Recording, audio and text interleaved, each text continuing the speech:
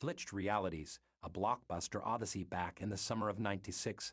I was just a scrappy 17-year-old working at Blockbuster Video. The place was a shrine to '90s pop culture, with the newest VHS releases lining the walls and the scent of popcorn and stale air conditioning always hanging heavy in the air. Every Friday, I'd snag a free rental, slap on a fresh Prince of Bel-Air t-shirt, and have my friends over for a night of movies, surge, soda, and Pop Q-Whiz popcorn. We argue about whether Titanic would sink or swim at the box office, and debate the merits of the Mighty Morphin Power Rangers versus the Teenage Mutant Ninja Turtles. Life was good, but one fateful night, I stumbled upon a strange glitch. It all started when I was working a late shift with my friend and coworker Stacy. We were discussing the impact of Kurt Cobain's untimely death on the grunge scene when I noticed a customer hovering near the foreign films section. He was a wiry guy with a bad case of bedhead and an oversized leather jacket. He looked like he was stuck in a perpetual state of existential dread, like Keanu Reeves in The Devil's Advocate. Intrigued, I decided to approach him and offer some assistance. "Hey man, looking for anything in particular?" I asked, trying to sound casual. Yeah," he mumbled, glancing around nervously.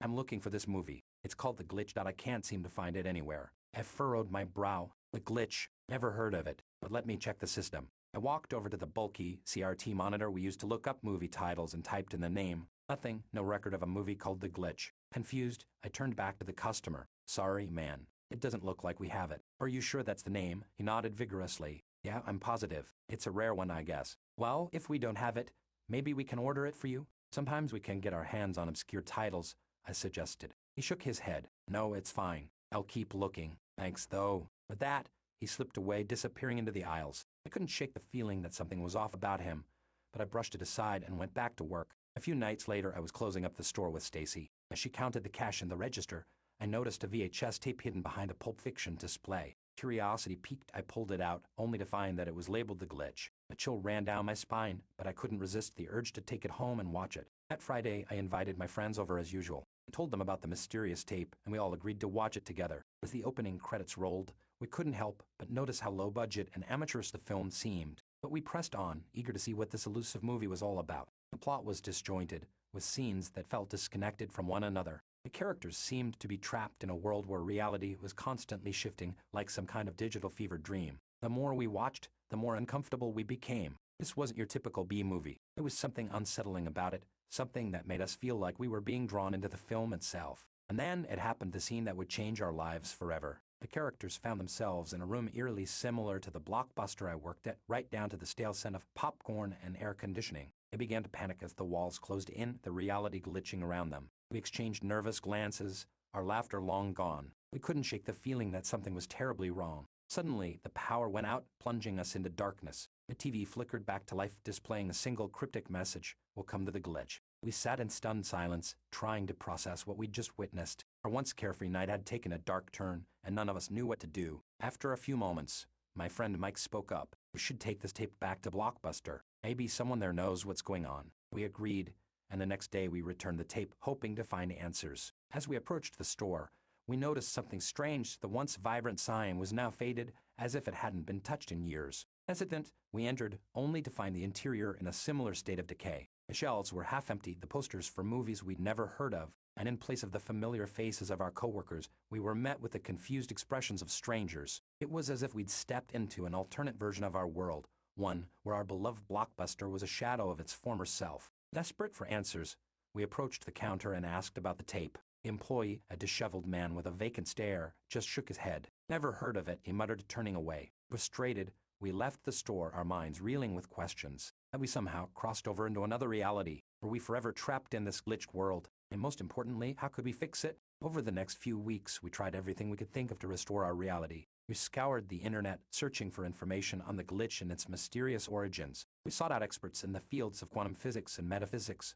hoping they could provide some insight. But nothing seemed to work. It was as if the universe itself was determined to keep us trapped in this altered state. As the days turned into weeks and then months, we began to lose hope. Our once close-knit group drifted apart, each of us retreating into our own personal hells. And as our world continued to glitch, we couldn't help but wonder if we'd ever escape, or if we were doomed to live out our days in this twisted version of reality. It wasn't until one day, when I was wandering the aisles of the now nearly empty Blockbuster, that I stumbled upon a possible solution. Hidden in the depths of the foreign films section, I found a dusty old book on chaos theory. As I flipped through its pages, I discovered a passage describing a phenomenon called reality recombination, a process by which the fabric of reality could be rewoven to correct glitches in the space-time continuum. Armed with this newfound knowledge, my friends and I embarked on a quest to fix the world around us. We studied the book, working tirelessly to decipher its cryptic language and unlock the secrets of reality recombination. Finally, after months of research and experimentation, we succeeded. We managed to reverse the effects of the glitch, restoring our world to its former glory. The Blockbuster returned to its vibrant,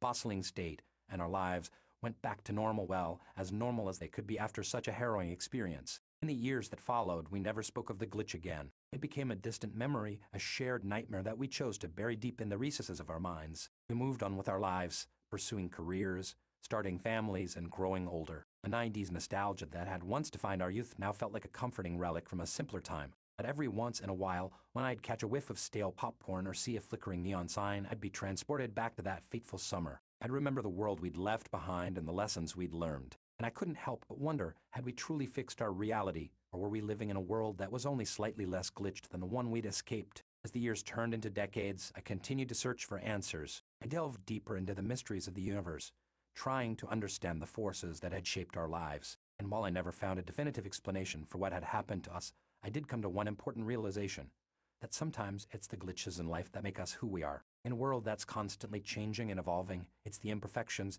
the hiccups, and the unexpected twists that define our journeys. They challenge us, force us to grow, and ultimately make us stronger. And though we may not understand them, and we may never fully escape their grasp, we can learn to embrace the chaos and find beauty in the glitches that make our world unique. So, as I stand here today, surrounded by the remnants of a bygone era and the memories of a life that's long since faded, I can't help but feel grateful. Grateful for the friends who stood by me through it all, for the adventures we shared, and for the glitch that changed everything. And as I raise my surge soda in a toast to the past, I can't help but smile. Because in the end, it wasn't the perfect world that we'd hoped for, but it was our world, glitches and all. And that's something worth celebrating.